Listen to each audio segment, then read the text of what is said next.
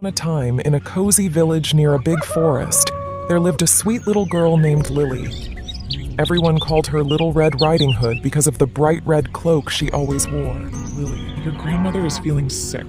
Can you take this basket of goodies to her? Remember, stay on the path and be careful of the big bad wolf. Yes, Mom. I'll be careful. Setting off with a cheerful wave to her mother, Little Red tightened the ribbons of her iconic cloak and adjusted her basket under her arm.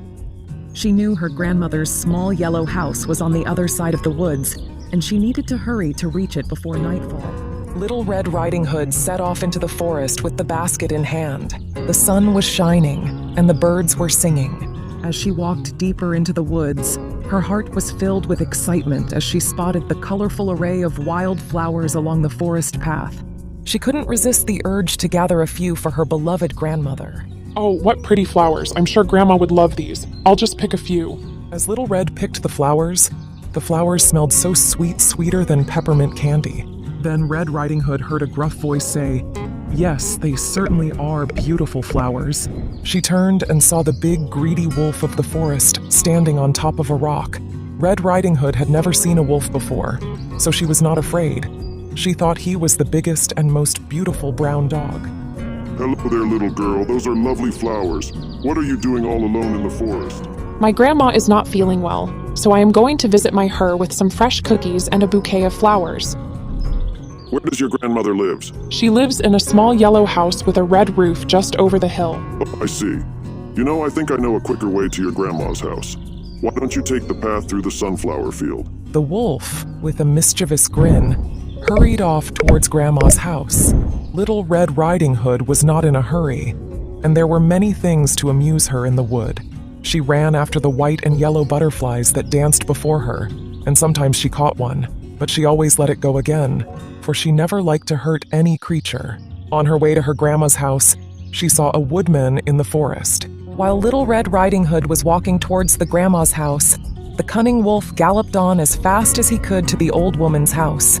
The wolf arrived at Grandma's house and knocked on the door. She lived in the house all by herself. Who is there? "Little Red Riding Hood, Granny," said the wolf, trying to speak like the child. When Grandma opened the door, the wolf swallowed her whole. Then he put on her nightgown and cap and snuggled into her bed, waiting for Little Red. When Red Riding Hood arrived at her grandmother's house, she knocked at the door, but there was no answer. She knocked again, and a strange, gruff voice said, "Lift the latch and come in." It was strange, but the bright sunshine of the forest made grandmother's room appear very dark to see through, making it difficult for her to see her grandmother clearly. Something seemed off about her grandmother's appearance. Her features looked uncharacteristically altered, and her voice had a deep, gruff quality that was quite unlike her usual warm, gentle tone. Red assumed her grandmother might be suffering from a severe cold with no one to look after. Oh, Grandmother, how you have changed. What big eyes you have. All the better to see you with, my dear. Oh, Grandma, what big ears you have. All the better to hear you with, my child. Oh, but Grandmother, your nose, what a long nose you have. Oh, Grandma, what big teeth you have. All the better to eat you with. The wolf leaped out of bed, ready to devour Little Red. Just then, a brave woodsman who had been chopping wood nearby heard the commotion. He rushed into the cottage and saw the wolf attacking Little Red. The woodsman quickly axed the wolf, killing it. He cut open the wolf's belly and freed Grandma, who was still alive. Little Red hugged Grandma and the woodsman, thanking them. I'm so sorry, Grandma. I should have listened to my mom and stayed on the path. It's okay, my dear. You've learned a valuable lesson. Always be careful and don't trust strangers. From that day on, Little Red remembered to always stay on the path and never talk to strangers. And they all lived happily ever after. Thank you for spending this time with Dreamline Storytime. Don't forget to like, share, and subscribe to our channel for more amazing content. Hit the bell icon to stay updated on our latest videos.